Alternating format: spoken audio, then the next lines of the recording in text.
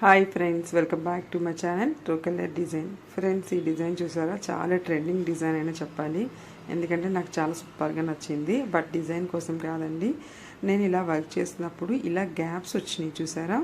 ఇలా నీట్గా ఫినిషింగ్ లేకుండా గ్యాప్స్ అయితే వచ్చింది. ఇది డిజైన్లో ప్రాబ్లమా, మనం చేసే ప్రాబ్లమా అనేది మీకు ఈ వీడియోలో చెప్తానండి. ఎక్కడా స్కిప్ చేయకుండా చూడండి. ఫ్రెండ్స్, ఇలా గ్యాప్ వస్తుందంటే మనం నీడిల్ ఫిట్ చేయడంలో ప్రాబ్లం ఉంటుందండి. ఆఫ్టర్ నేను కొన్ని చేంజ్ చేసిన తర్వాత నాకు ఫ్రంట్ పార్ట్ ఇంత నీట్ ఫినిషింగ్ వచ్చిందనమాట. డిజైన్ అయితే చాలా సూపర్గా ఉంది. డిజైన్లో ప్రాబ్లం అయితే కాదు, మనం చేసే మిస్టేకే అనమాట. దానికి ఏంటి అంటే, మనం నీడిల్ ఫిట్ చేసుకుంటాం కదా, నీడిల్ ఫిట్ చేసుకున్నప్పుడు చిన్నదిగా లైట్గా కొంచెం క్రాస్ చేసి పెట్టుకోవాలండి. అది లెఫ్ట్ సైడా రైట్ సైడా అనేది మీకు నేను చెప్తాను. సిల్క్ థ్రెడ్కి జరీ థ్రెడ్కి వేరే వేరే సైడ్లు క్రాస్ చేసుకోవాలండి. నేను సిల్క్ థ్రెడ్ వచ్చేటప్పటికి 12 నీడిల వైపు అంటే లెఫ్ట్ సైడ్ క్రాస్ చేస్తాను.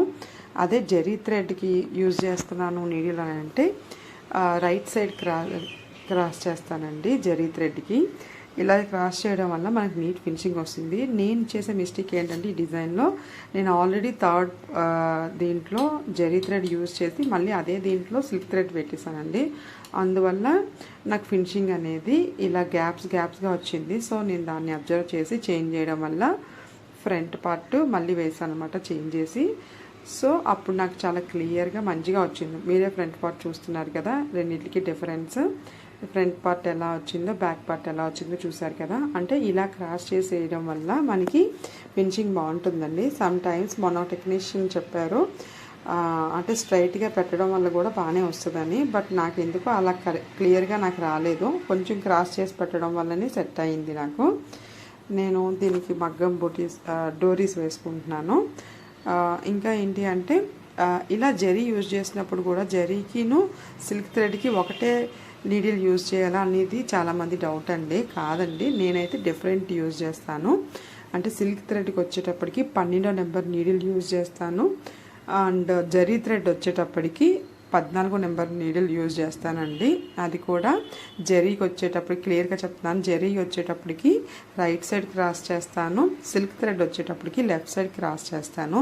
ఇలా క్రాస్ చేసి పెడతానండి. సో అప్పుడు నాకు నీట్ ఫినిషింగ్ అనేది వస్తుంది.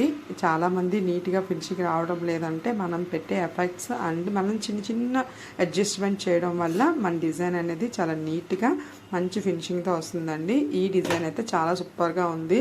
చూసారా, ముడుకుట్టు ఫ్లవర్ ఇది కానీ నెక్ ప్యాటర్న్ కానీ నాకంటే చాలా బాగా నచ్చింది. ఆల్రెడీ నేను నా బ్లౌజ్కి వేసుకున్నాను.